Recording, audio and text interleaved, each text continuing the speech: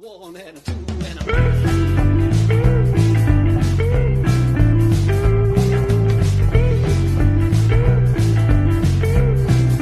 long box funk.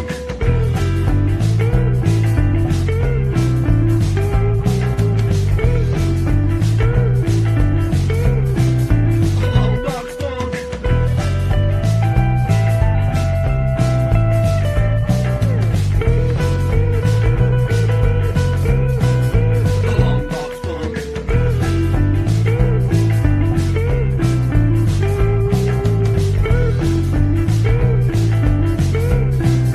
Long box funk.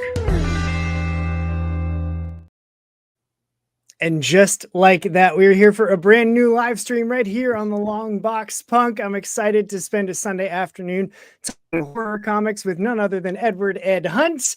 Say hello, Ed. Hey, what's going on, everybody? How we doing?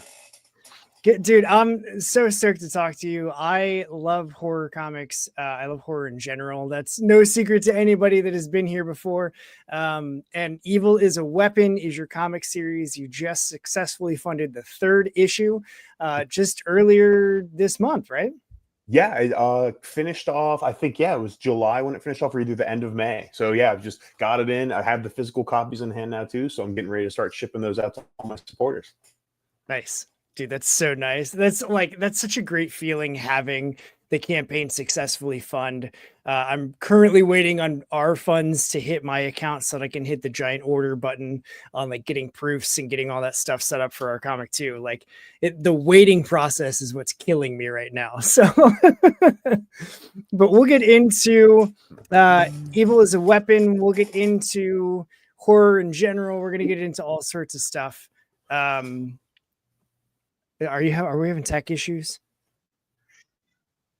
Let me see. Yeah, I'm sorry. On my end, we're super issues up here. One second. Let me try moving rooms, actually. That might be the better play here for me as well. Boom, boom. Sorry about that. No worries. This is the beauty of a live stream, man. Anything can happen.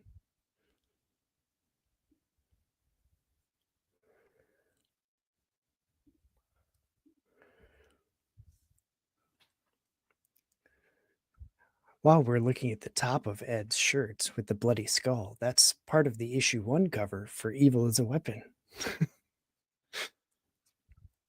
We'll see what happens. I can stand here and look longingly into the camera. I gotta fire off one message as we're just working through things, you know? Yeah. All right, let's try right here. I think that'll be a little bit better. I hear you loud and clear. That came through right away. Okay. Gotcha. Yeah. So, all right. Sound better? Yep. And it's Perfect. like actually live. You're not freezing. This is great. Love it. Okay, great. Yep. I was trying my wife's office, and yeah, my Wi-Fi doesn't like to work for me. It works fine for her stuff in there, not for mine. So we moved. I know the feeling. Well, our stinking internet, like in the middle, I work from home, and 3 different days this past week, the internet would just shut off completely and like disconnect me from the system and all that stuff. And like I VPN in, and I'm just like, oh, cool. Everything is gone. Hey, boss. I'm restarting the router. So just sorry. Yeah, totally get it. Yeah. First world problems. So before we get into any of the horror chat and Evil is a Weapon and all that stuff, like what's your origin story? How'd you get into comics? How did you start creating comics? Like where did this all come from for you? Sure. Yeah. It's funny. Well, I like to say from a horror perspective, I was one of the biggest chickens you would have ever seen growing up. I couldn't even watch horror trailers. I was the kid covering my eyes, could not watch it, on cable TV. Nope, no way. But comics was something that, ever since I was a little kid reading Spider-Man. I remember going to the grocery store with my dad and getting like Ultimate Spider-Man when that came out, and then really exploring it that way. So then with comics as well, I found a series called The Darkness on Top Cow, Mark Silvestri. And that was, there's a lot of horror elements in there. It's violent, it's bloody, there's demons in it. And I was like, okay, I enjoy reading this kind of stuff and like looking at it in the comic form. And also I loved reading like books. Like Stephen King is one of my favorite authors. I devoured all of his books from like all through middle school and high school. So I was good with like the medium of like reading it, though I still was honestly pretty much a chicken in movies, even up until I was like 19, 20. Then I'm like, all right, I can finally start watching scary movies. I had a lot of work to catch up on for sure. But what helped was the, like the classics, like Evil Dead, Texas Chainsaw Massacre, like from the 70s, 80s, like those slasher movies and more. That really explored my love, and I was like, okay, cool. And then just now I'm watching everything. Like I'm super excited for Weapons that's about to come out, etc. But so that was how I got with horror. But I always loved reading, always liked writing a little bit as well. I just didn't do it a whole lot growing up. But I taught here in so I live in DC. I was a teacher here in DC for about 7 years.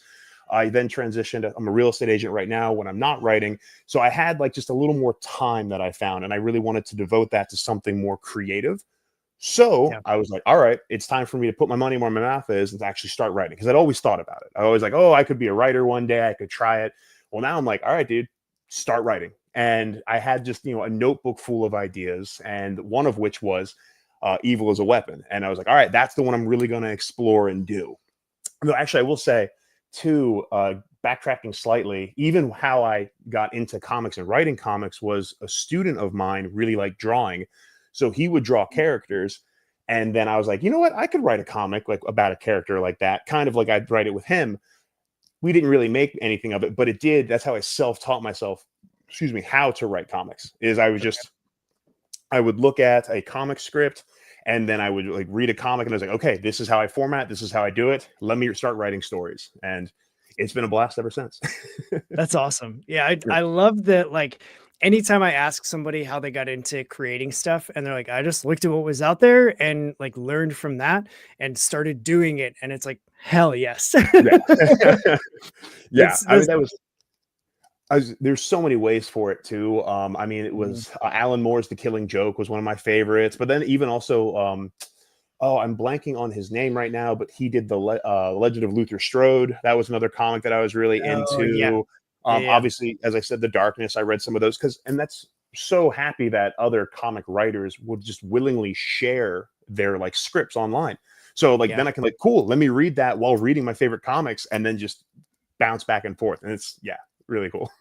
Yeah, I do love like seeing a script and then reading the page and seeing how it translates, because like sometimes there's descriptions in a script, sometimes it's just dialogue, and like this page has this action happen and just dialogue stuff, and let the artist do everything else. Like what's the process been like with you and our David doing the artwork on Evil as a Weapon? Like, what type of a script writer are you? Sure. I can say I definitely give instructions, and I'm kind of like, I even do like from camera. Right now, for instance, I'd be like, camera is, I guess from this one facing Edward Hunt and Chris. They can see us nodding. They can see this profile. And then I describe the action, and then I put in the dialogue. But I always tell, Dave, and I have a couple other projects I'm working on too. I'm like, if it doesn't make sense or if it'll look cooler in another way, do that instead. Like 100%. I have found working with Dave, he has made me look way better than than I am. Like, because there's been times where I'm like, oh, this, and he's like, that will never work though. Everything's off of that angle. Let's try it this way. And I'm like, yep, perfect. That's great. So I make the script. I like write it out like that, because I will kind of close my eyes and be like, okay, camera's down, looking up, things like that. And then I will say there are times when Dave will do it just like that, and I'm like, holy crap, that's literally just how I pictured it, only better, because he's a great artist. And then, so I do that, and I do like a first round of dialogue. But then after Dave draws everything, I'll go back and like just change the dialogue completely too. Well, maybe not completely, but I'll just be like, okay, that doesn't make sense. Let's tighten it up here. His facial expression doesn't really match that, which is great, because then it forces me to like make it a little more, alive of a project as it's going along. And there's just a ton of different, drafts. So like first draft with that to Dave. Dave does it. I go, then the next draft with dialogue, I send it to my letterer. He messes with it. And I'm like, actually, tighten it up here, extend it out there, continue. Yeah. That's cool. That's a good, like, it feels like a very ebb and flow process where like everything's kind of liquid until you get to a point where it's like, cool, art is locked in, dialogue's locked in, lettering is locked in, solid, like stamp it, approve it, move Yeah. on, like let's put it out. Do you do the whole story all at once like that, or do you go through and like chunk out like these 5 pages and then the next 5? Like how do you? Fair. So I would say I do, like, my comics are 24 pages long. So I have the full 24 pages done. All right. For Evil as a Weapon, I have 10 issues total, each 24 pages. So I have a rough draft for everything. So, Okay. right now we just did the Kickstarter for issue 3. Dave is drawing 4, which means I went through the rough draft and then the first round of revisions that I then sent to Dave. So he's drawing that. And then 5, 6, 7, 8, 9, 10, I have a rough draft of. And then once we get a little closer, I will then revisit and then revise them again before sending it to Dave and go that way. So it's kind of I have a general idea of, well, backtracking. I had a general idea of the story. I was like, this is what I want to happen. I saw the beginning, like issue 1 I had in my mind. I knew how I wanted it to end. Actually, I've already changed how it's going to end. It's still, I have the ending written, but even when I rewrote 10, I guess a couple months ago, I was like, you know what? Let's change it up slightly. So similar ending, just slight tweak. And then that way, by the time I get to it, well, maybe I'll change it up again, but I still know what's going to happen with it. Yeah. So I know the broad strokes of the entire story. And then I just treat it like each individual chapter going in. And then that's where I can like kind of tweak things that go. And what I found too, which it's really freeing, is I can make the changes later on. And I've even discovered things later on too, like the themes I'm exploring with this comic. I've been able to be like, oh no, this is really what I want to explore. So when I go back to issue 3 even, or issue 4, I need to tweak some things because I really want that theme to push through. So it's like a constant revision process until everything's inked and lettered. I'm like, well, this is the best we got because I can't change anything now. Right. I'm not going to ask them to redo this inked page. Yeah. Once I send it to Dave and like he pencils it, I'm like, we always have a multi-step. He's like, cool, ready for inking. And I'm like, ready for inking means that is final draft. We're not changing nothing. I'm not asking him to do anything because he does it all old school too. Like he inks everything on paper. So I have in my closet just all of issues 1 through 3, huge, like sheets that he has then compressed for like the digital. So I'm like, yep, that's what we have now. That's awesome. Yeah. I love like the analog, still doing traditional pencils and inks and then scanning it. Does he do, because your book, I love the look of the black, white, and red, especially in a horror book comic, like just making the blood pop in red is so much fun. And like as I was reading that first issue, I just started reading it, right? And so I got in, I was like, cool, black and white. And I get to that first kill and I was like, oh, red. Yes. And then like every page after that, I was like, yes, this is great. Like, do you keep that throughout the whole, is that your plan to keep that same approach through the whole 10? Yes. Yeah. So that kind of came up organically. And that was really like looking and working with Dave is we had the issue written out. And then, sorry, that's my daughter in the background. If you can hear a little bit of crying, my wife was with her. She's very well taken care of. She's very loved. But just putting that out there. Good disclaimer. Yeah. I just left her, and then it's fine. She's fine. Don't worry about it. I'm chasing my dreams. No, but no. At any cost. I love it. Yeah. So it came up pretty just organically, in the revision process with Dave. Because at first, actual backstory on Dave, I met Dave through Reddit, comic book collabs. Yeah. Okay. So the page is comic book collabs, or that's the subreddit. And there's a lot of really talented people on there. There's a lot of kind of fake people as well. So be careful. Like you really need to test and you need to have open conversations with people. But so I found him through that. So at first I was like, okay, I was thinking we'd go color. But then he sent me everything in black and white when we had the inks. And I was like, well, this is really cool. And then it just kind of got me thinking. And of course, who doesn't love Sin City? Where it's like, come on, that's absolute classic. And I was like, interesting. And with the horror element of it too, having that blood really could make it pop. So I love that you said that, because that is exactly what we wanted to do with it was, hey, black and white. And then when it hits, like, when I do cons, I'm like, when it hits, I want it to hit hard. And then we filter out again. And then, yeah, so issue 2 picks up, you'll see some of the blood from issue 1 and everything, but then we'll have no blood for a while. And then we'll get to a point where there's going to be blood again. And then we do the same in every single one. And it's been a lot of fun, even talking with Dave, for issue 3, it was like, oh no, we're going to stop blood for a little while, because then again, we have a big blood reveal later, so it's fun to play with that, and it's just a new way to think about it too. Yeah. Yeah, I think like with horror comics specifically, you have to really be intentional about like the first kill or the reveal of the big bad, or like all of those things have to be super intentional. And so having the blood be red is another tool that you can use to like make the story punch when it needs to punch hard. Like how do you, when you're approaching writing horror for the comics, like how are you thinking constantly about like, making sure the page turn thing matters and the big reveals, and like, is that always on your mind as you're writing stuff? Or do you like write the story and then go back and figure out pacing for those page turns or big reveals or what have you? It's definitely on my mind, but I would say it's probably step 2 on the revision process. So my first step is like write out the entire project. But actually, no, I think even what I do is when I approach the comic, so specifically for chapter 1 or issue 1, I'm like, this is what I need to happen in issue 1, so that way we get to issue 2, issue 3, etc. And it's funny, when I first started writing this comic, I was like, I just wanted to be 5 or 6 issues total. I was like, I want to tell this whole story 5 or 6 issues, because that way it'd be like one trade paperback when I'm done with it. And I was like, there's no way, like it's like I tried it and I was like, oh, I'm just speeding through things. There's no development on this. And then even at 10 issues, I feel like I still speed through a little bit, but not as much. So I'm like, okay, I can do 2 trades this way. So 10 issues total, 2 trades. But so yeah, when I look at the chapter, I'm like, okay, this is everything I want to happen in that chapter.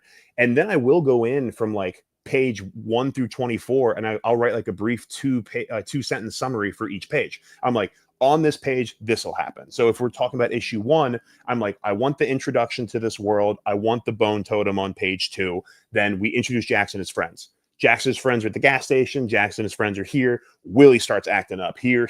People, it's just, I do it that way. And that's when I can then, if I need to cut or move things around a little bit, because then you need to have the reveal. And that's one of the best things with comics, I think, is that turn page reveal. Because I read a lot of webtoons. Webtoon is great. But like, you can't get that same kind of reveal of you turn a page and holy crap, it's right in your face. You only get that in physical comics, which is one of my favorite things about horror comics in particular, or really, I mean, any shocking, moment in comic history too, when you have that turn page. But yeah, that's a lot of fun. Yeah, that's awesome. One of the things, so let's go here and then I'm going to dive deeper. So, give me like for those that don't know, Evil is a Weapon. What is this story? Okay. Evil is a weapon. Evil is very real and it lives among us. Evil is there's an entity that possesses people and forces them to kill. My very high level of this is kind of imagine Texas Chainsaw Massacre meets Highlander with a little cosmic Evil Dead sprinkled in. Jax is a normal guy. He is going on a vacation trip with his friends. Bad stuff's going to happen. And now he's going to be left wondering just what the heck happened. And then we explore from there. That's great. So, yeah. That's so concise. I've been working on it. It is because I haven't been to as many this year, but I went to a lot of cons, and it really is. I'm trying to like, bang, I need like 3 sentences because I do it. Because if anyone looks at the cover, I'm like, hey, have you ever thought about Highlander meets Texas Chainsaw Massacre? Let's start with that, and then just continue on from there. Yeah, you got to have the thing that hooks them to get him to like take a longer minute to stand in front of your table so you can pitch it to him, to give him maybe another 2 minutes to like, look through it. Check out the art. Feel it a little bit. Check out the Open artwork. the wallet. Exactly. Scan this QR code, Right. Join the mailing list. Let me get all of your things, please. And that's such a hard thing for a lot of creators to do, is like get comfortable with that con experience. I haven't tabled as a creator yet. I've tabled as a vendor. I've attended a ton of them. I've done all parts of things with conventions, but as a walk around guest, like I'll take my time in the indie table, like Mm. the row of the indie creators, and it's like I have $10 in my pocket, and whoever sells me on their book or even like engages me Yeah. about their book, they're getting my $10. And that's usually like the last 3 hours of a con. I'm just walking around with money in my pocket, like ready to give it to whoever's going to talk to me. And the amount of people that just don't. Yeah. Right. And I get it. Cons are long and grueling and they take a lot of energy and all the things. But like, if I'm walking by your table and you're just nose buried deep in your notebook and you're not even paying attention to people, like I've flipped through a book and like do the weight thing. Like, I mean, this book was really cool, but like, if you're not going to talk to me about it, I'm not going to buy it. Yeah. And like, you got to sell me on it, man. And it blows my mind that It is. It's so one of many those. creators just aren't comfortable doing that. I mean, it is a weird thing, and like luckily I do all because I mean, as I said, I have a background in teaching, so I'm kind of used to being in. I'm used to being in front of a bunch of middle school kids, you know what I mean, who don't want to Yeah. be there. So if someone is here because they want to be here, cool, man. I can talk with you a lot easier than convincing someone, like, convincing a student that the mitochondria is the powerhouse of the cell. Little different than convincing a horror lover. Hey, you see this bloody skull? You like bloody skulls, right? And go from there. Right. Right. You like comics? I have I comics. have comics. Yeah. It's weird because yeah, even like other cons, but it's so true and it's unfortunate. Like, you get like people who are just like, oh, they just sit there and they're just not really engaging. But if people look my way, man, I'm going to talk. Yeah, like if you if you look at my comic, we're definitely going to talk. Even if you just glance at me, that's when I do the whole like Texas Chainsaw Massacre meets Highlander, and the number of people I've seen like turn and beeline to me after that, I'm like, bam, I'm like, whoa. That's awesome. Yeah, I've done the thing where like I was at a concert and I was going to the merch table to get some merch and there was a guy and he looked kind of familiar and I forget people's names all the time. And so I just get used to like if you look kind of familiar and you look at me nicely, I'm going to assume that I know you.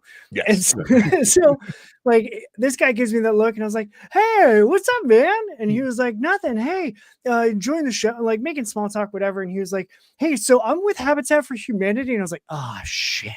And he was like, I was like, "Man, I'm already hooked. Like, I'm about to spend money on a t-shirt. How much do you want? Like, how much? Here's $20. Don't put me on your list. Don't write my name down. Just take the money, man." You caught me. Save the planet. I get it. It's a good cause, but like, Yeah, totally. Just because he was a nice looking person and he Yeah. got $20 out of me.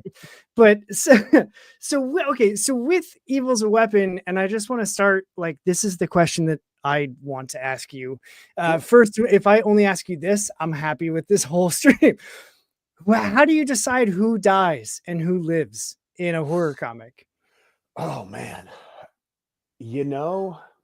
it's hard, right? It is so hard to decide because then also too, you're thinking like, well, do I want to like subvert expectations some way? Because spoiler or issue 1, Jax is my main character. It's pretty obvious he's my main character. He lives. Yeah, like so you have like that common way with it. But then, I mean, I was super close to even with that one of just like changing it last second, be like, no, Jax is dead. Another one of his friends lives instead. And I kind of chickened out. / I didn't see it as well in my head. So I was like, oh no, we'll just keep it this way. But yeah, it's hard to decide who's going to live and what happens with it. And part of it is, the surprise is so much more fun if you can do it the right way. And have thoughts for like future projects and mine of it. Like I have a couple issues of other series written out where I am trying this a little bit more. And I'm like, who is going to live here? Who will survive at the end? I think part of it is though, like, what do you want to explore with your comic? So a theme I'm going to have with Jax, and this will be seen later on, is how far is he willing to go for revenge? Like I want Jax to change a little bit over the course of this. And that's another tagline I have is this is the hero's journey for revenge. So if you look at like traditional story structure, you have this whole adventure. Well, there's a very big call to action. And that was his friends were murdered. And now he wants to figure out why and then who, and then find them. Yeah. So then I'm like, all right, well, I want Jax to live because I want to explore, will he become a bad guy? Will he be a good guy? What will he do for it? But then there's another comic series I'm working on that I have like only issues written. No one's drawing it yet. But that one, I'll have a couple people live, but like people at the end, I want them to live because I want them to have some kind of redemption. Even if they're a bad person who honestly caused all this stuff, they will have learned something along the way. So Yeah. it's okay for them to live because they have been changed for the better, sometimes for the worse, depending. That would be a fun one too. Just this person, just it keeps getting worse and worse for them. Just But yeah, just spiraling downward. yeah, Like every step, you're like, oh, they have a chance to do something. Oh no, no. again, fine. You did this. You know, I'm writing like, why are you making me do this to you? And Yeah, you're a terrible person, and yeah. I created you. Meanwhile, What does it say I'm the about one writing me? it. Yeah, you're just like giggling along as you're listening to like bubblegum pop. Like Yeah, I'm like, everything's it's all good, wonderful. everything. Your daughter bouncing on your knee, like, I love life. And then he stabbed her in the throat. Yeah. Like, oh, okay, yeah, got it. Yeah.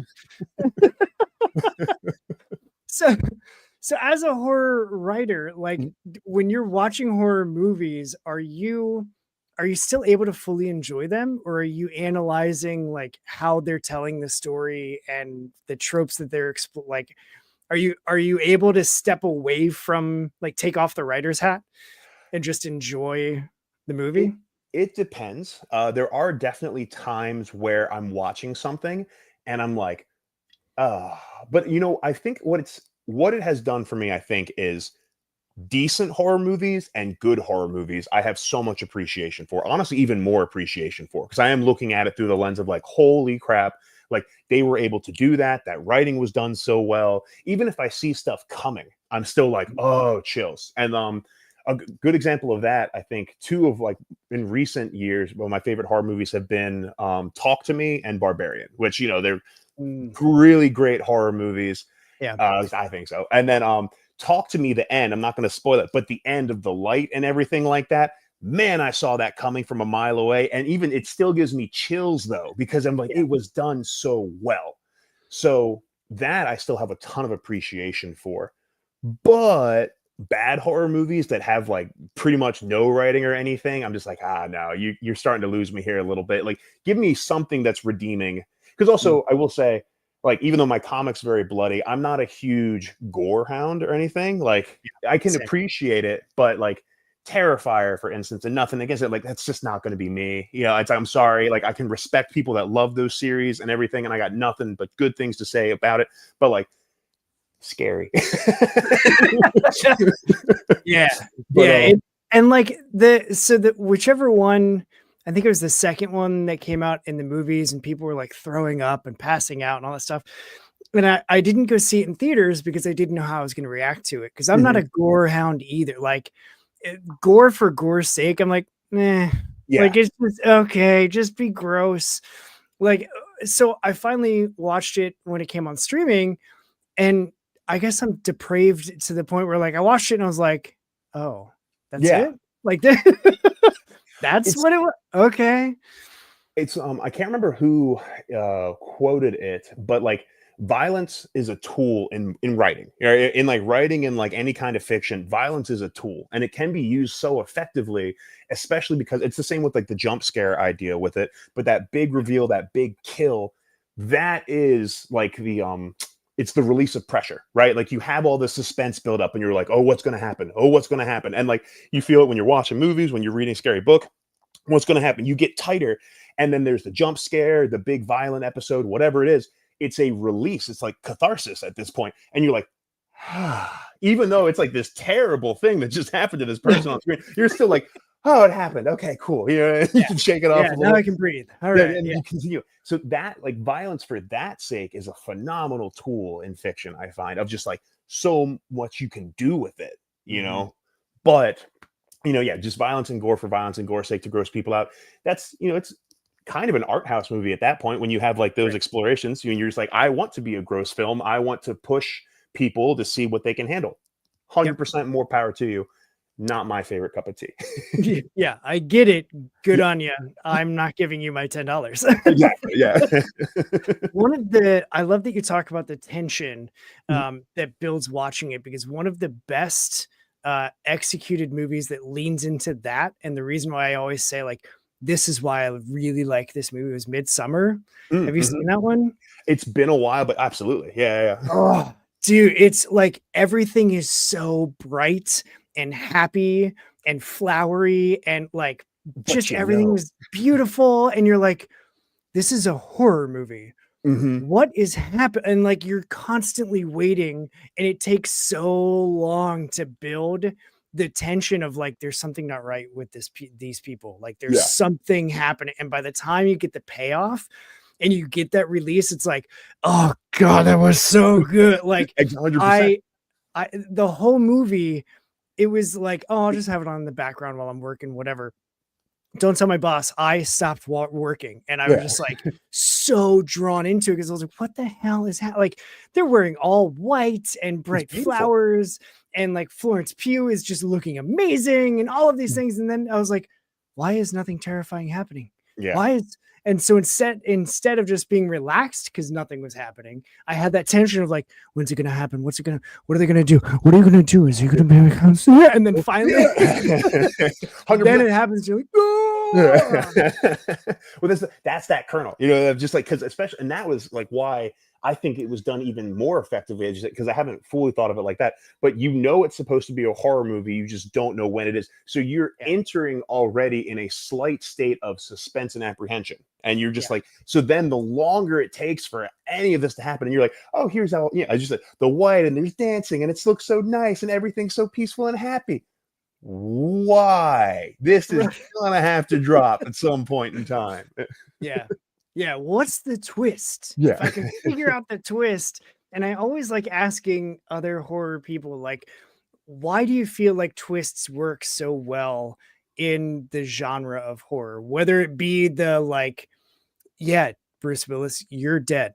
Or, Yeah. you know, like, why does the twist work so well? Because thinking about like just general horror genres and stuff. You've got the schlockfest Mhm. gore things. You've got like the supernatural. You've got the hauntings, which, if I'm being honest with you, like the supernatural, the ghost haunting stuff, Mhm. those creep me the hell out. Like Yeah. still, and I'm like, I get done watching one of those. I'm looking around my room, like, okay, that poster is exactly how it was before, right? Like it hasn't, those eyes aren't watching me. No, okay, all right. And they've got like slashers and stuff, but like the twist, when a twist happens and it works effectively, like like enhance the fear.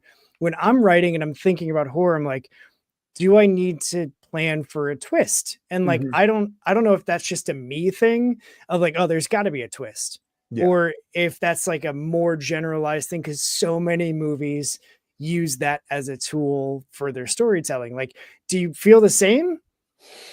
I mean, I think it kind of goes back to effective twists are phenomenal. Terrible Mm. twists are awful. And like, and at this point, it is to that point where like, even if it's just kind of like a mid twist where it's like, no, man, that's like twist now, because I think looking back, right? Like what a twist Alfred Hitchcock when he had like all of his crazy movies happening, like Yeah. holy crap. Like especially like even recently, you know, October, total tangent, but you know, a movie theater near me for October had a Alfred Hitchcock fest. So every Wednesday they had like Alfred Hitchcock Awesome. movies.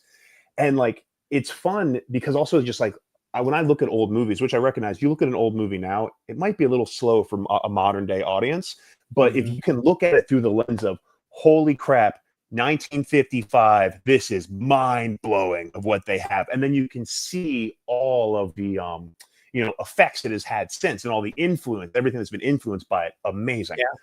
So with twists that have been around for so long, I think at first it seemed just like a really fun, interesting way to like subvert anything that was happening. Now, I mean, I don't think you need a twist, but honestly, I mean, I have twists and evil as a weapon later. So it just kind of happens, right? Like it's yeah, it's just, I think maybe with horror a little bit too, is because in general with horror, I think you kind of go in with a suspension of disbelief, right? Yeah. Like, you know, you're entering a horror movie, you're there, you know, I love horror, it's fun, but you're there to be entertained. So you are more willing to let things go and you're more willing to be surprised by something. And that might be why it's so effective in horror, is because you have everything going on, you have all these buildup of emotions in other ways, so that twist is like another release of sort too, of like, aha, you're the bad guy or something like that, right? Yeah. But yeah, no, the twist as a whole, I mean, it's just a good one. You know, Bruce Willis, you're dead the whole time, holy crap. You know what I mean? Like, yeah, Yeah. I was very fortunate that I saw Sixth Sense for the first time. I did not know that twist was coming. So it was like awesome that I got that, because I didn't watch it. You know, I'm 31, so I didn't watch it until I was like, 12, I think, or something like that, maybe a little older for the Sixth Yeah. Sense. So it had been out for years and it never got spoiled for me. So I was like, thank goodness. Yeah, it was spoiled very quickly for me. Yeah, fair. I hadn't even seen it yet, and I was like, "Damn it! Now I just gotta forget, wait till it comes out on DVD, and hope that I don't remember." And Yeah. it still didn't work. The whole time I was like looking for clues that he was dead, Yeah. and when you're looking for it, you see him everywhere, and it 100%. just was like, man. That's fair.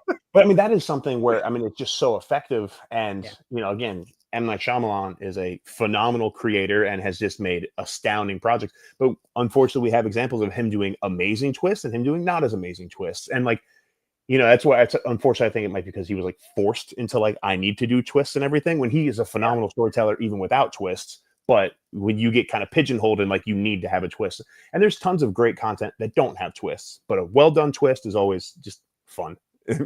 Yeah, I think like as you were talking about subverting expectations, that like that stood out to me as like if you can pull off an effective twist and subvert the expectation, like I feel like you get comfortable when you feel like you know what's happening. Mhm. And so pulling off a twist like that is like pulling the rug out from under that comfort.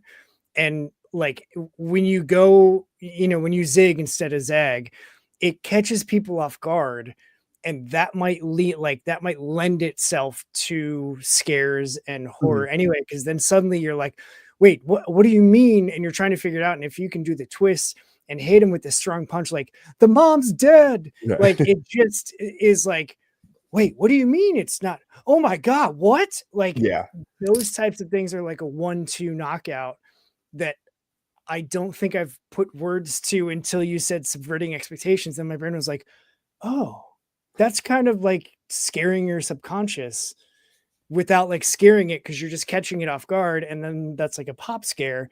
And then if you follow it by something really terrifying, like that's probably okay. All right. Like that gives me frames to then work within when I'm going to be writing future stuff. Yeah. No, dude, I love that, because even you saying that too, like the exact same thing of like, why can twists be so effective? Because as humans, naturally, we're probably hardwired evolutionarily to be like, hey, if I'm uncomfortable with the situation, I want to figure everything out, and that will make me comfortable. So a Yeah. twist, all of a sudden, you're like, you thought you were comfortable, nah, and then you just keep it moving. No, that's really, yeah, absolutely. That, I think we just figured out why twists are so effective and what's We just important. solved it. Yeah. Yeah. Decades of film buffs have never figured it out. Yeah, Right I here know. on Long Box Punk, we just figured it But, I don't know how we shaking can their heads at us. improve. So having so much of evil as a weapon already planned out and roughed, do you have like a timeline of like, are you releasing like 2 issues a year, 1 issue? Like do you have a cadence planned, or is it just kind of like as things come along? It's a little bit as things come along, but I have talked with Dave of if we could do, at least 2 a year, 2 to 4 a year would be phenomenal. That's what I would really love, just to keep that moving as well. It does take Dave a little bit longer, I think, in comparison. Also like Dave's a little older. He has a family of his own. He's working on stuff. So it's, hey, as we can get it out, absolutely. But if we could get a good 2 to 4 a year, that would be perfect. Because then what I would love to do as well is, even right now, I have another series, not a horror series, but like an anthology series that I have another artist working on for me. So then it could be like, hey, evil is a weapon, the first half of the year sometime, and then like 2 months later in between. So if it's every 4 to 6 months for evil is a weapon, in between releases, I can then do another comic series here and another comic series, and then work on all the other projects and writings I want to do too. And that's really like the goal with it. Yeah. So with that anthology, is that something that you've written all the shorts and then have different artists doing each story? Or are you working with the same artist for all the different stories? So right now I have the first short done, and I've written out, and what is he on? He just sent me page 17 or 18. And again, 24 pages. So that's almost done. I have the main idea for each issue as well, each other chapter. Now it's not spoiling too much, but it's kind of like a Hitman anthology. It's like we're just hitmen telling stories a little bit going through. So yeah, the first one's done, and my original thought was to have a different artist and colorist for each one.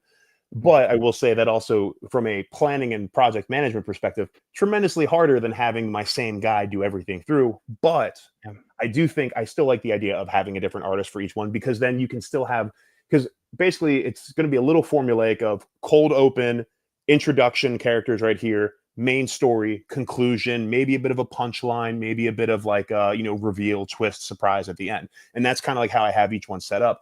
So to have a different artist for each one, but to still have like there's a bar involved for all of these. There's going to be a bar. Cool. Different artist renditions of the bar, different artist renditions of even some of the same characters.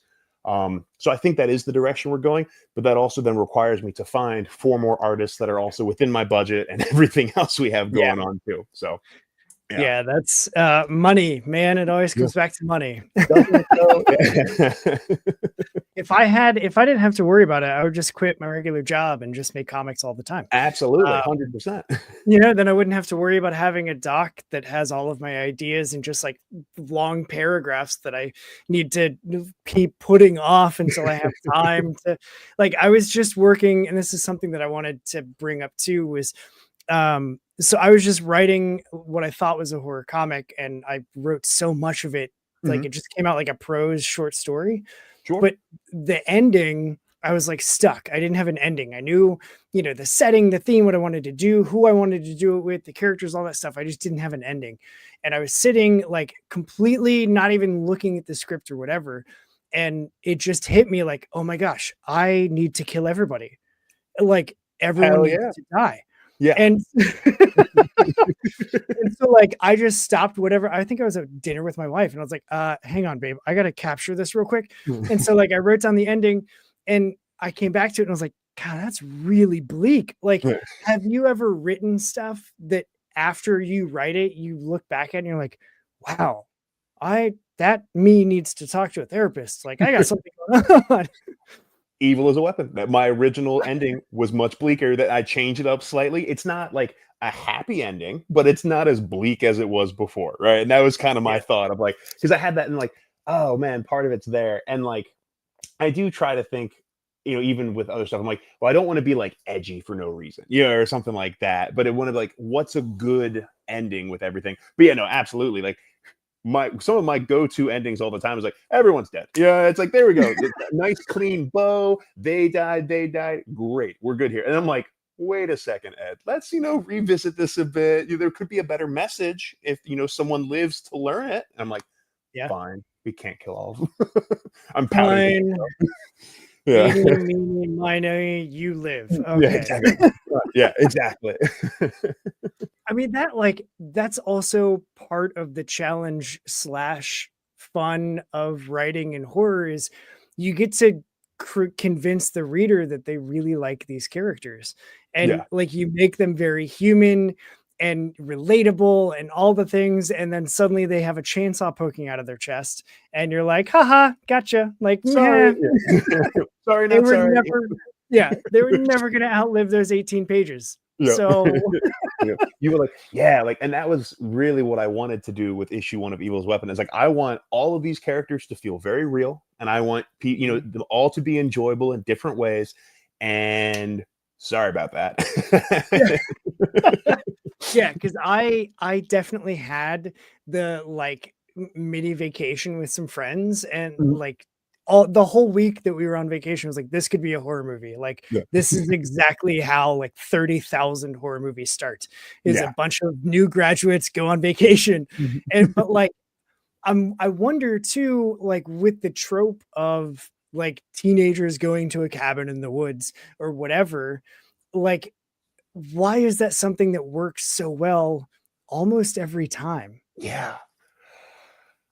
Like, is it the relatability of the, like, either it's like the spring break trip to Florida. Like, either you did it or someone who did. And I never did, but I knew people that did go on that spring break trip senior year. I was the one that went to a cabin in the woods. And is it because it's relatable that, because a theory that I had like a working theory. My introduction to horror was Hitchcock. So I Okay. saw a double feature of Birds and Psycho, like back Love to it. back when I was Awesome. like 11. And it was the best thing ever. Yep. And I was at my Nana's house. She had no idea. She was like, oh, it's black and white. It's fine. Yeah, it can't be Like, that I bad. Love Lucy or something. And no, and it was Hitchcock. Yeah. And so, like, every time Psycho comes on, I was, my mom was in an extended stay hospital for a bit. And I had gone and brought her like a milkshake or something. And Psycho came on as she was flipping channels. And it was like early on when she first checks into the hotel. Oh wow. And she was Yeah. like, oh, I haven't watched Psycho in years. And I was like, we're watching it. And so like the nurse came in and watched it for a little bit as she's like getting stabbed. Yeah. It was like, why is this so effective? And it's because, at least my theory is, it's something terrifying that happened in an everyday setting. Yeah. Like, it's in a roadside hotel. It follows is at a gas station. Like, all of these movies that stand out because their setting are very normal everyday things. They just make you question the workers or, you know, the guy behind the counter or whatever. Mhm. And so is like, as you're thinking, as you were writing this to begin with, like, why start at the cabin in the woods with Willie's gas station barbecue spot? Like, why start there? Yeah, I mean, I do agree. I think the relatability part is huge because, you know, I've done that multiple times. I've gone on multiple cabin in the woods trips with friends throughout my entire life. And it's Yeah. funny, everyone, you can't go on one now without someone being like, is something going to happen? You know, it could happen at any point in time now. And Yeah. I think, you know, it might partially be that someone did it originally. You have like the original like Texas Chainsaw Massacre and like Evil Dead, and it's like this just works and it's great. And I do think that is because of that relatability. And for me, I can say part of me thought of like, how do I want this to open? What do I really want to happen? And I was thinking, I was like, all right, well, I want this to open kind of like a classic horror story, but then we're really going to change and like just kind of jut off a different direction a little bit. Like looking at it with issue 1, you can see, okay, classic horror movie, interesting. But then also, even when I talk to people, I'm like, oh no, there's some Highlander elements and other things involved with it too. People are like, what? How does that mesh here? I don't fully get it. And then that is the, you know, part that you're just trying to take something that is like very effective, a trope that works, because there's nothing wrong with tropes because tropes work for a reason. But then to be like, okay, how can I then change the trope and like still be original, still within that same realm? Yeah. Does it always feel like an effort to overcome the tropiness of the trope? I think the biggest thing when like thinking about it is just how can I make sure I'm original? How can I make sure I'm not just a carbon copy? How can I make sure I'm not just copying something? And like I think something that gave me I love Cabin in the Woods. You know, that horror movie. Yeah. The fact that they took it and kept it meta, made it scary in a different way, and still took it a very different direction while having a very similar like plot point, I think gave me a lot of confidence. You know, and granted, I watched this movie way before I ever did Evil as a Weapon, but that kind of gave me a little more confidence in myself to be like, no, it's okay. Because I did have a thought of, am I being like, you know, am I just copying at this point? Is this not original enough? Do I need to do something a little bit more? But no, that gave me a lot more confidence to be like, no, you can do that as long as you are doing something original from it and changing it up from there. Yeah. I loved Cabin in the Woods because it wasn't like anything that I expected going into it. And then as you figure it out, you're like, oh, that's what they're doing. Oh yeah, like let's go. I love like the slow intro into just bonkers in horror best. The best. And I understand I'm very twisted when it comes to watching horror. My wife and I watch movies all the time, and I love horror, and she's like, it's fine. But she'll get terrified as, you know, someone's slowly getting their neck slit or something, and I'm like trying not to giggle because I'm just like, oh, that's so good. Like, oh yeah. And she just is like, what is wrong with you? They're bleeding everywhere. And I'm like, I know, it's squirting all over them. So I do like, you know, and that's why I like my favorite slasher is Freddy. Sure. I love Nightmare on Elm Street because it leans into the goofy, just like so over the top. Like, what are you doing? Things that it's just like, it's just fun. It's just fun horror. And sure, everybody's dying and getting murdered and can't sleep and everyone's terrified, but like, it's just fun Yeah. slasher horror stuff.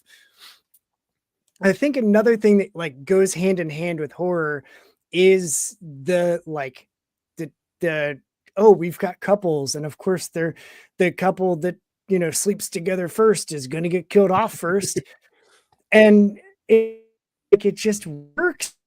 It works in it's like, oh cool, now I know who the first targets are. Like when Yeah. you were coming up with the main killer, like how did you come up with the idea of him and like his motivations and even down to like the chainsaw? Because with the cabin and the chainsaw, I was like, cool, he likes Evil Dead, I'm here Yeah. for it, 'cause I love Evil Dead. But like how did you come up with your killer and his look and all the things with him? So it was yeah, all the things with him, and like we'll discover a lot more of like issue 2, we learned pretty much just about everything about the killer that you have right there too.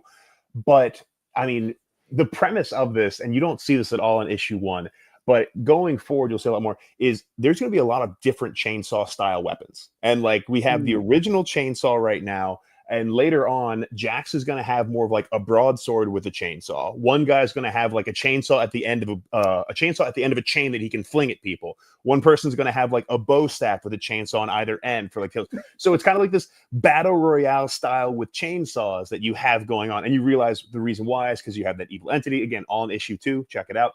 But with him specifically, I wanted kind of to still have that like echoes, especially to kind of like hook people and to also be able to subvert and change things. I wanted to have echoes of stories that people have seen before too, I think. And like with the cabin, with that, and like what's scarier than like a huge hulking person with a chainsaw murdering people? Not much. You know, if you look at like on I'm looking out the street in my window right now, I'm like, if I saw a huge hulking dude with a chainsaw, I'd be like, that's probably one of the scariest things I could ever see. I think I've seen ghosts, and I'm like, nope, I will take ghosts any day over huge. Any day, yeah. Time to hide in the basement, dear. You wanna? Like, well, all right, been fun, Chris. But been real. Wait, so I think with that, and that was also like working with Dave, is I did have an idea for like a huge hulking figure with everything, and then like we went through a couple iterations. He was like, this is kind of what I'm thinking, and I was like, let's change it up slightly here, let's change it up slightly there, and that's where we kind of like landed on this person. And then you get to see this person actually through like different times a little bit too, kind of coming up here as well, which would be interesting as well. So, but yeah, it was really, to answer your question, it was kind of just like, how can I be new and original while still having echoes to things that have come before? They say a really good expression is standing on the shoulders of giants who have come before, right? And I think like when you have really good content, when you have really good fiction, like how can you like honor and respect what came before? And I think I did a great job honoring and respecting like classics that have come before. And now it's time to completely change things and go in a very new, different direction too. Yeah. And I love the like the genre should never stay stagnant. Like things should always be progressing and changing and adapting. And I feel like as much as I hate myself for saying it, like I feel like A24 really revolutionized like modern horror. Yeah. And again, A24 is very hit or miss for me. For the one movie that I love, there's 3 that I didn't like. And like, it's just true with all of it, but I still watch all of them because I'm like, well, is this going to be the one? Or I'm due for another hit. You know what I'm saying? It's coming. It's going to happen. We know it will happen at some point. It's going to happen. I still haven't watched the unicorn one. Oh, no, I haven't watched that one yet either. No. Like, that could be the one. Yeah, like, we could be missing greatness right now.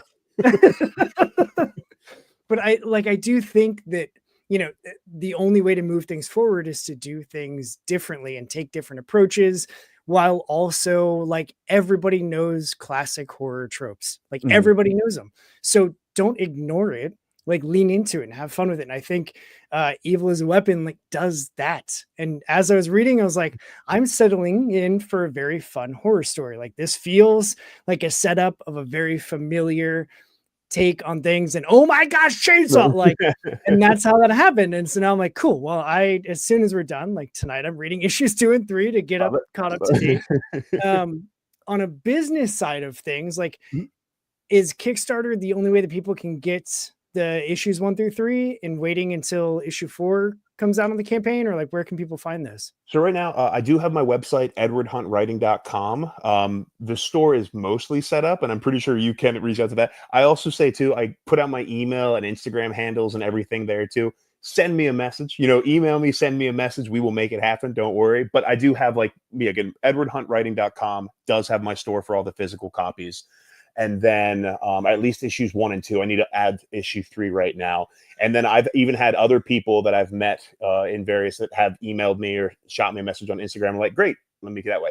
The business part, I did not think about the business part when I started writing this forever ago. And that was been one of the most interesting parts about this. And not interesting, good or bad, just like interesting, like, oh, I guess I do need to do this too, don't I? All right, fine.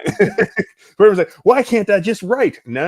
If you want this to happen, you need to get out there. You need to make sure it can. But yeah, so I would say Kickstarter campaigns are great. And also I like that too, because even at other cons and the like, I did a couple cons for issue 3, but while issue 3 was on Kickstarter. So I was even told people, I was like, hey, if you sign up for my Kickstarter campaign right now in front of me, I'll give you a free print, you know what I mean? And then then I have the, that guaranteed spot right there too. Granted, then I guess technically they could always take back their donation, but people aren't bad people, so don't worry about it. That's right. So for the most part, people aren't bad people. It'll take a lot of foreplanning to like just get a free print out of something. Like, yeah, sure, I'll sign up for that, and then go back and cancel. Like that's a lot. Exactly. I would hope there's no one out there that would do that. Didn't happen to me. Like, so hey. Right. Okay. So the win-win. Perfect. Yeah. I like, speaking of campaigns and conventions and stuff, there's a couple people. I went to a small press expo, and I just blew through my budget in the first 20 minutes. And I was like, I only walked down 2 rows. Oh no.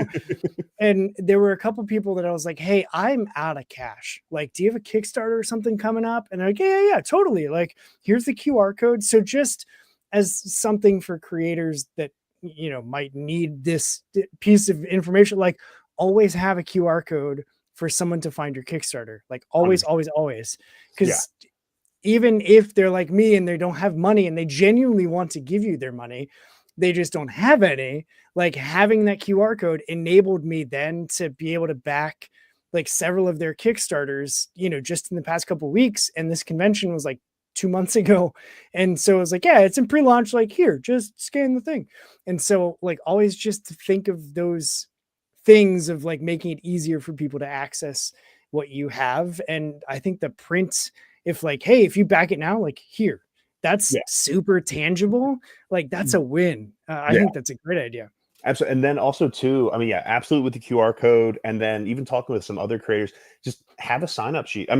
With my website, I do it through Square, so it does cost a couple $100 a year. I get that, it's an investment. But I have a monthly newsletter I send out too. So I have people where even if they don't purchase anything, if people will sign up for my newsletter, great. I've had a couple people do that where I'm I know for a fact, I remember meeting that person. They said, hey, I don't want to buy anything out, but they did support the Kickstarter after it. And because of that is they got monthly newsletters from me being hey, I have an upcoming project. Hey, I have an upcoming project. Then it's time when the project's coming, I'm sending you an email once a week, be hey, support, but then still trying to not spam, but just have that, just to be as accessible as possible, for sure, I think was something I did have to learn as I did this. And then for anyone thinking about it, make sure you're doing that. And there's a ton, I think, MailChimp, there's a lot of ways to do it even without having an actual website. Though I remember I went to a writing conference, and this was just for not regular writing, but for more books, long form, but it was, and they're every writer should have a website. You just have a landing page, even if it's just a landing page and a newsletter sign up or something.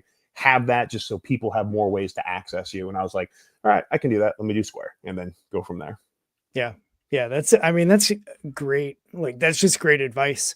Because doing the website thing is something that I had never thought of. And then we were doing the campaign. I was well, shit, if people can't back the campaign now, how are they going to know where to find stuff? Yeah, I gotta do a website. yeah, exactly. Yeah, 100%. Yeah. totally get it. Top 5 horror movies. Top 5 horror movies. Yeah. I'm gonna go with the original Texas Chainsaw Massacre, Okay. the original Evil Dead, because Evil Dead 2 is a lot of fun, but then we start getting away from horror in that sense. And I love the whole entire Evil Dead franchise. I got my wife Felicia into it. We watched even, anyway, I could gush about Evil Dead for a while, but Evil Dead 1, Texas Chainsaw Massacre, Evil Dead. I loved Barbarian when it came out, so as I kind of mentioned earlier, so I'm really excited for Weapons. Also, it was Zach Krager, and I grew up watching The Whitest Kids You Know, so Mm. definitely loved Barbarian. Talk to Me, I thought was also a really phenomenal movie that had a great job of like kind of changing things up. And number 5, oh man, number 5. There's just so many Always options. number 5. Yeah. Cabin in the Woods. Yeah, I think we go from there. And that's even then, is it that more traditional horror that's kind of getting away from it? But yeah, and it's like you can go on. There's so many good horror movies out there, and like Yeah. I'm always down to try and find more. But I'd say yeah, those are my top 5. If you only have time to watch 5 movies and you haven't watched those 5, check them out. Yep, How about that's a you? great way to put it. Yeah. Yeah, these are for my money, these are Mhm. the ones that you should watch. Yeah. It's always like anytime that I talk horror or anything, people are like, "What's your favorite movie?" I'm like, dude, don't ask me my favorite period. Cause Yeah. I don't have that for anything. Like even non-horror movies. I'm like, nah, I can give you a top 3. Yep. But like 100%. when it comes to horror specifically, because there's so many different subgenres and types and all that stuff, it's really hard to just pick one. So Yeah. people that ask for your single favorite, stop it. Don't Yeah. do that anymore. Well, even so, I just said 5, but the fact that again, I like classics too, but like the fact that I didn't have the original Halloween on this list, part of me is like, I think I'm blaspheming myself for not including Halloween on this, but I already said my 5, so it's too late now. That's right. That's right. It's now here forever. So Yeah. you can't No, I'm take it back, sorry. you can edit. So that officially is the end of my notes, but I have 2 more things that I want to do. The first one, we're gonna pose, and I'm gonna use that as the YouTube thumbnail. Sure. It makes my life easier. So let me get my shortcut here, and then yeah, there we go. Getting ready. All right, 3, 2, 1. Cool. The second thing is that thing that I told you about before we went live is so I love doing this show because I get to talk to creatives of all types with all different backgrounds, all different experiences that all led us into loving and creating comics. And so I always like to take a second and just I stop talking and let every creator share their authentic voice. So if there's anything that you want people to hear directly from you, it could be a sales pitch for Evil as a Weapon. It could be why Cabin in the Woods made the list and Halloween didn't.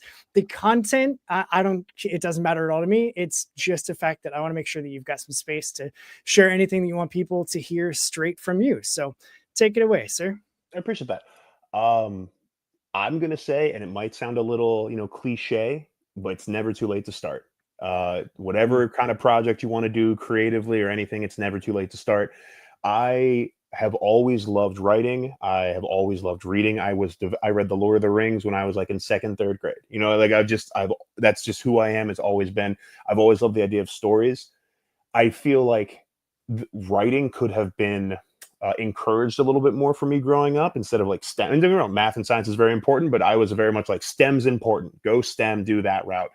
And I didn't really grow writing as much as I really could have when I was younger. And then even as I got older, I can say I kind of avoided writing because writing is hard. And I don't like being bad at things, especially when I was like, I should be good at things, darn it. So why am I doing this thing I'm bad at? So writing always was something I, daydreamed about and dreamt about doing, but never actually really did it. And then I didn't really start writing. And again, like I recognize I'm still young, but I didn't really start writing until I was like 27, 28. And part of me is like, oh man, if only I had started when I was 15 and writing short stories back then. Or because I did wrote a couple short stories, but if only I'd kept at it then. Who cares? You love it, do it. It's never too late to start and pick it up and then just pursue it as much time as you have and everything you got in it. Because it's a blast. I've really enjoyed it. It has been an adventure that I'm planning on going for a long time. And I want to write comics, books, a whole bunch of things. And the only way to make sure I do that is to start doing it now. And that's where I'm really aiming for. And buy Evil is a Weapon, Edward Hunt comics. There's going to be a ton of stuff coming. It's going to be great. I promise you'll love it. There we go. Perfect. That's great. I always love having fun horror conversations, but especially with people that are as passionate about horror as I am. So thanks for a fun Sunday afternoon chat about murdering people. This was really Absolutely. enjoyable. There's no better way to spend a Sunday, man. Come on. I mean, come on. Perfect, dude. I appreciate you taking time out of your Sunday, letting your daughter cry in the background and instead talking to me for a little bit. I'm going to let you go. Hang tight after I got some logistics for you. But for everybody else, the time has come for the tagline. And this is my tagline. Go do what's good for you, punks, and read some indie comics because we are out of here. Gotcha. See ya, everybody.